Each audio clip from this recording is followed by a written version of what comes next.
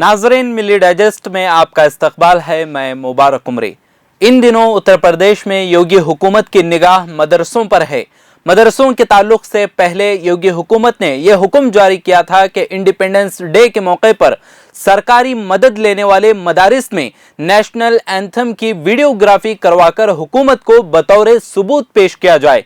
साथ ही ये भी हुक्म था कि अगर ऐसा नहीं हुआ तो मदरसों को सरकार से मिलने वाली इमदाद बंद कर दी जाएगी। जब हुकूमत से इसके बारे में सवाल किया गया कि आखिर सिर्फ मदरसों पर ही क्यों यह हुक्म नाफिज किया जा रहा है, तो यूपी अफसरान का टिका सा जवाब था, हमको अपने स्कूलों पर भरोसा है, वहाँ हमारे असातिज़ा हैं और हमारे बच्चे हैं, हम उनसे क्यों सबूत मांगेंगे। इस जवाब से जाहिर है कि मुस्लिम माइनॉरिटीज़ को दूसरे दर्जे के शहरी का दर्जा दिया जाता है और इस रवैये से मुस्लिम अक़लियत के खिलाफ नफरत भी पैदा होती है। उसूलन जिस अफसर ने यह बयान दिया था उसके खिलाफ पुलिस FIR होनी चाहिए थी और उसको गिरफ्तार किया जाना चाहिए था, लेकिन ऐसा कुछ नहीं हुआ। बल्कि सबसे शर्मनाक बात यह है कि यूपी की मुस्लिम तंजीमें भी इस सिलसिले में गहरी नींद सोती रहीं और कहीं कोई चूम ही नहीं हुई। फिर चंद रोज पहले योगी सरकार का यह हुक्म आया कि तमाम मदारिस की जियो मैपिंग होगी और ऐसा सर्वे कराने का ऐलान सिर्फ यूपी ही नहीं बल्कि मुल्क के मुख्तलिफ बीजेपी इक़्तिदार वाली रियासतों में भी ऐसा ही ऐलान सामने आया है। इसके चलते all India Muslim personal law board ने बीजेपी की क़ियादत वाली मरकजी और रियासती हुकूमतों की जानिब से मदारिस को निशाना बनाए जाने पर तशवीश का इजहार किया है।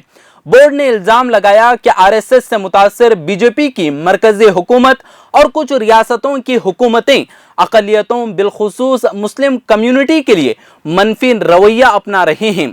मुस्लिम पर्सनल लॉ बोर्ड ने इल्जाम लगाया कि रियासतों की बीजेपी हुकूमतें मदरसों के पीछे पड़ी हैं। बोर्ड ने पूछा कि मठ, गुरुकुल और धर्मशालाओं जैसे दूसरे मजहबी इदारों पर भी यही उसूल क्यों लागू नहीं होते। मदारिस को बंद करके उन्हें मुनहदिम करके यहाँ तक के मदरसों और मसाजिद में काम करने वाले लोगों को बिला वजह दहशतगर्द बताकर हरासा किया जा रहा है। बोर्ड के जनरल सेक्रेटरी खालिद सैफुल्लाह रहमानी ने इल्जाम लगाया कि ऐसा लगता है कि हुकूमत अपनी मर्जी से काम कर रही है और आइन में लिखी गई तमाम बातों पर अमल नहीं कर रही है और कहा कि मुस्लिम पर्सनल लॉ बोर्ड इस तरह के मुतासिबाना रवैये की मजम्मत करता है और हुकूमतों से आइन में दर्ज बातों पर अमल करने और सब्र व तहम्मुल से उसकी पैरवी करने की अपील करता है। यहाँ ये बात भी गौर तलब है कि आसाम में दहशतगर्द तंजीमों के साथ ताल्लुकात के इल्जाम में 3 मदारिस को एक ही महीने के अंदर मुनहदिम कर दिया गया।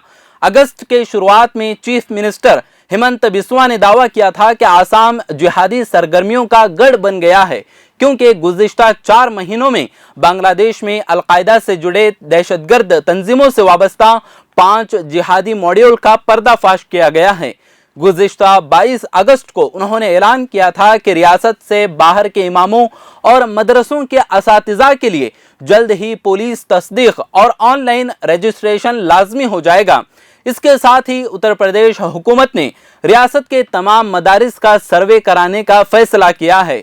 रियासत के वज़ीर ममलकत बराए माइनॉरिटीज़ वेलफेयर दानिश आज़ाद अंसारी ने कहा था कि सर्वे में मदरसे का नाम, उसे चलाने वाले इदारे का नाम, मदरसा किसी प्राइवेट इमारत में चल रहा है या किराए की इमारत में, उसकी जानकारी, उसमें पढ़ने वाले तलबा की तादाद, पीने के पानी, फर्नीचर, बिजली की फराहमी और बैतुल खला के इंतजामात, असातिज़ा की तादाद, मदरसा में नाफिज निसाब, मदरसा की आमदनी का जरिया और किसी गैर सरकारी तंजीम के साथ मदरसे के इल्हाक से मुतालिक मालूमात जमा की जाएंगी। इसी वजह से मुस्लिम वतन परस्ती पर सवालिया निशान लगाने वाले संघ या बीजेपी हाकिमों के मदारिस के मुतालिक हुक्मनामे से यूपी के मुसलमानों में सख्त मायूसी पैदा हो गई है। उनको ये खौफ है कि जैसे गाय के मामले में उनको निशाना बनाया गया, वैसे ही इस मामले में भी उनको निशाना बनाया जाएगा। अगर आपने चैनल को सब्सक्राइब नहीं किया है तो जरूर सब्सक्राइब करें, बेल आइकन भी प्रेस करें ताकि खबरें आप तक बर वक्त पहुंच सकें। मजीद अपडेट्स के लिए आप व्हाट्सएप ग्रुप भी ज्वाइन कर सकते हैं, लिंक डिस्क्रिप्शन में मौजूद है।